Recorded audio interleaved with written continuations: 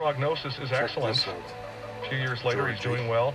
In fact, he's walking across the province. A gesture of thanks, a great big thank you, in fact, to the donor family. He's on the line with us now.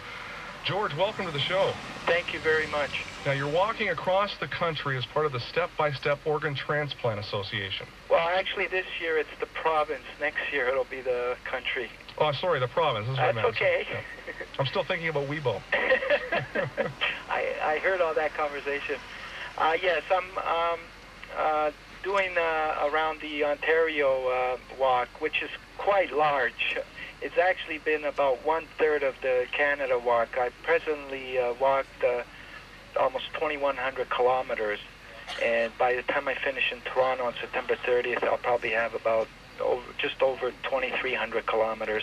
I guess your message is rather simple, that transplantation is a cure. You get your life back, you get a healthy life back as well. Yes, you absolutely get your healthy life back. And I'm, doing this walk, I'm showing a lot of Canadians that, first of all, transplants do work, and I'm not the exception. There's many, many, many recipients that are experiencing, similar prognosis with getting not only their life back, but their healthy life back.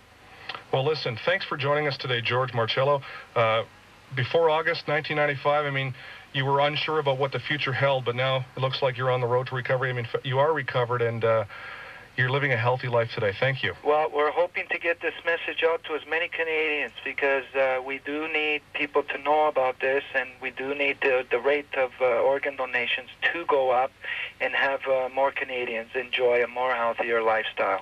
And the message is simple. Sign your donor cards. Transplantation's a cure. It's 4:26. This is The World Today. I'm Derek Oliver. Time for sports now. Rusty Thompson joins us, and Rusty... George Marcello headed off on foot almost 3 months ago. But unlike most people who take their cause to the street, he's not looking for money. He's after awareness, letting people know how important it is to consider a difficult subject, organ donation. It wasn't on George's mind 7 years ago when he was a student at Conestoga College. Routine medical checkup revealed a life-threatening liver disease. When you get this kind of news, it doesn't feel real. That's why George hit the road on a 2,000-kilometer journey around Ontario to say thanks for his liver transplant and work toward changing laws he takes in a very personal way. And one of them is the scenario where even if you sign your donor card, the hospital has to approach the family for the final decision.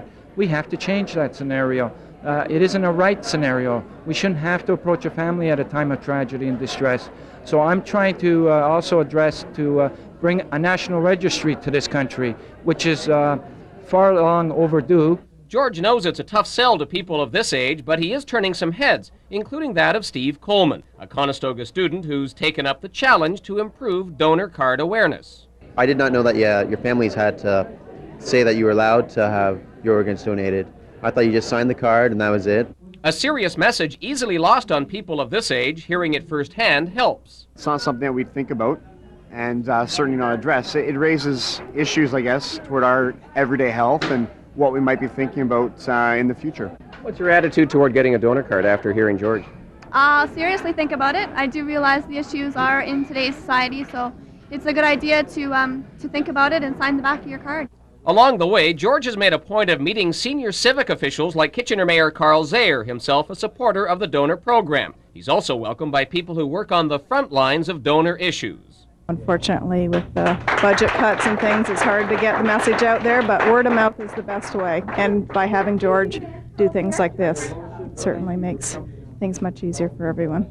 There's still a week of walking ahead, but it leads George to the Ontario Legislature and a planned meeting with Premier Harris, an effort that makes George Marcello this week's local hero. I'm Jim Alexander.